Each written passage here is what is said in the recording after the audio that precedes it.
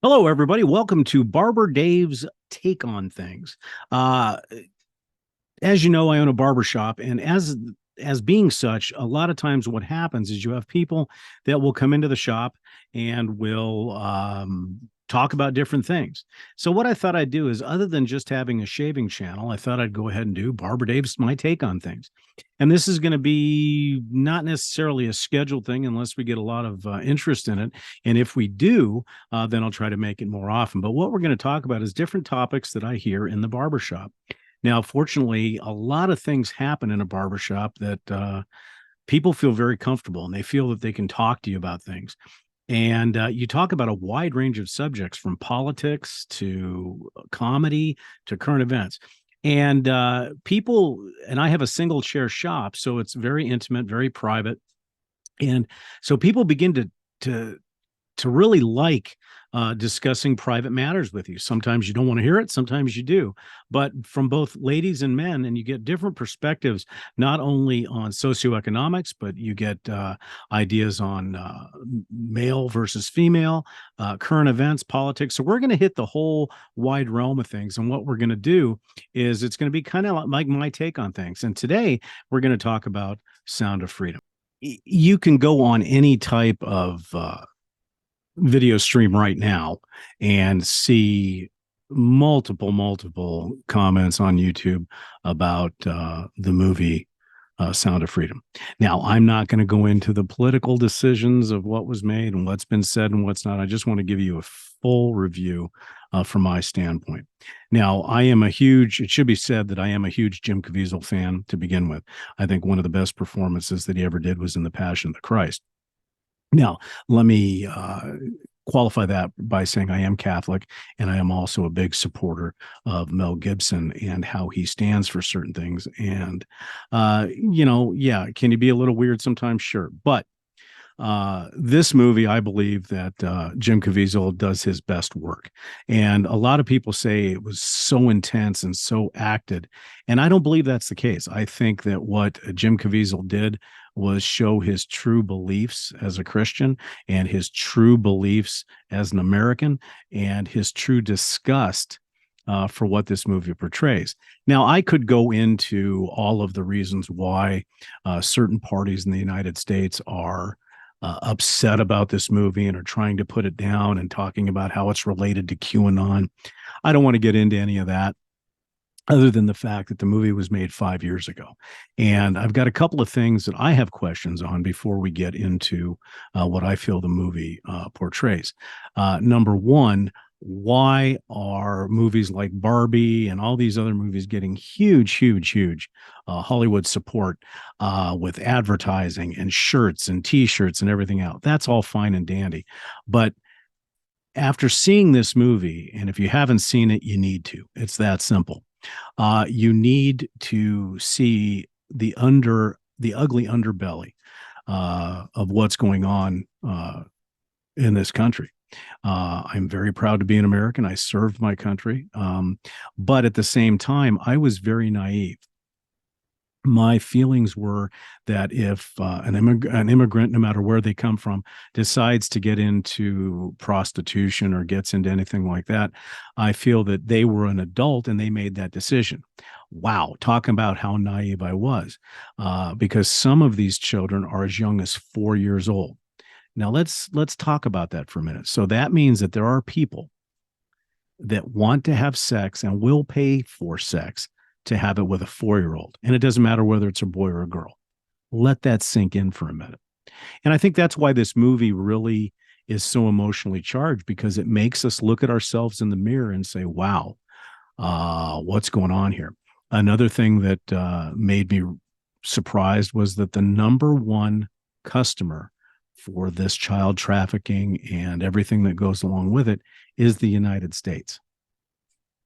Folks, we got to look at each other and we've got to look at ourselves and say, why are we allowing this to happen? The movie itself is basically a story about Tim Ballard, and he was a Homeland Security agent. And the movie starts out with a young girl playing the drum, or playing kind of a drum with her flip flops, or her chancletas, as we call them. And that becomes a very big resonance in the entire movie. And I'm not going to go into the plot details or anything that other than the fact that what this shows is child trafficking. And it shows to the extent that people go to make this happen. Uh, just a quick story. When I came out of the movie, I was emotionally affected by this movie big time. And for a couple of reasons. One, the movie will take you on a huge, huge journey emotionally. When you first start watching it, uh, there's one part of the movie where Jim Caviezel's partner looks at him and says, "I can't do this anymore. Uh, I can't believe that this is happening." And Jim Caviezel looks at him and very stoic and very much like a police officer and says, "That's the job." And the partner says something that changes, in my mind, changes Jim Caviezel's character, Tim Ballard, immensely. And that is, how many children have you saved? And I'm paraphrasing here, of course, but he says, "Well, it's the job." And the partner asks him, "How many pedophiles have you caught?" And he said, "A couple hundred. There's more than that." And then the partner looks at him and says, "How many children have you saved?" And the way Caviezel portrays this is that was an atomic bomb going off in his head. And the movie progresses about two young children, brother and sister, that are brought into this nasty, nasty world of child trafficking, and how the cartels are involved. The United States is involved. Some would argue that certain Hollywood types are involved. I don't have any proof of that, but based on what I'm seeing as a layperson, you got to kind of believe that because it is getting poo-pooed on by everybody. So go see the movie. I'm not going to give you any spoilers other than that, but go see the movie. And as I said, the emotions that I went through are anger. There was open weeping and crying during the movie, and then an intense feeling of anger and wanting to do more uh, to eradicate this problem. And those are things that I'm investigating as well. But it is an emotional movie that will change your life, in my opinion, on what it did to me. And it brings awareness to events that happen in your community, where after you see this movie, you're more willing to look and see, okay, does this event uh, possibly is it a good venue for these child traffickers? And I think you'd be surprised if you look at some of the events around your communities where this could be very, very open. And what I mean by that is any high end type of event that brings in a lot of money and a lot of high rollers, and it really, really will, it'll charge you. So to me, see all those other movies, have fun. That's what movies are for. But if you're going to watch one movie this year and really make it sink home, go see Sound of Freedom. So much so that when I left the theater, I sat in my car before going to dinner. And the cool thing about it is that Angel Studios wants everybody to see this movie, everybody, because the more people that see it, the more awareness there is about child trafficking. And with that being said, they had a pay it forward system. Now, I have no problem paying for the ticket, but I investigated this pay it forward system. And what it is people want other people to see this movie as well. So when I was done, I sat in my car and I bought $150 worth of tickets. Now, that could be 10 people or more that could see this movie for free. That's how much I believed in it. So I'm going to try, this is my first Barber Dave's, my take on stuff where we actually have a serious format. And I'm going to try to keep them fairly short each and every time. But like I said, I wanted to give my thoughts on this movie. And like I said, without giving out any spoilers, without getting into the political or the socio economic reasons behind it, it's just a movie that you need to see because we need to look at ourselves in the mirror and say that we as human beings are allowing this child trafficking to go on. And you may say, well, what am I going to do? Awareness, awareness, awareness. So that's pretty much the subject for tonight. So that's our video for tonight, folks. Our show on Barber Dave's my take on stuff.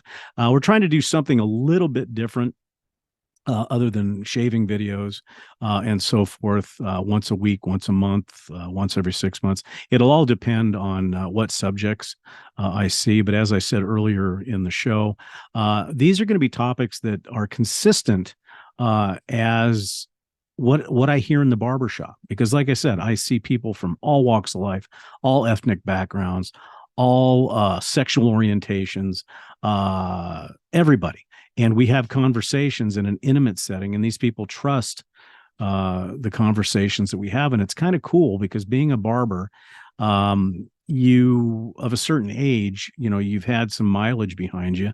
And so what you can do is you can give people a good conversation. You can give people your takes, your advice. And it's somewhat, you always hear that old adage that a bartender is the best therapist. And I do feel that there's three things that happen when you're sitting in the barber chair. And if you're doing it right, not a supercuts, nothing like that, but when you're sitting in a barber chair, you're talking about current events, you're talking about sports, you're talking about the weather, you're talking about sometimes very personal subjects, and they're looking to you for advice. And all they want is a half an hour to 45 minutes to an hour just to talk and relax. And that's the one thing that I pride myself on as far as our customer service. In fact, some of the clients at my shop call me the weatherman, because they're asking me about weather patterns and how it's been since I'm a native where I live.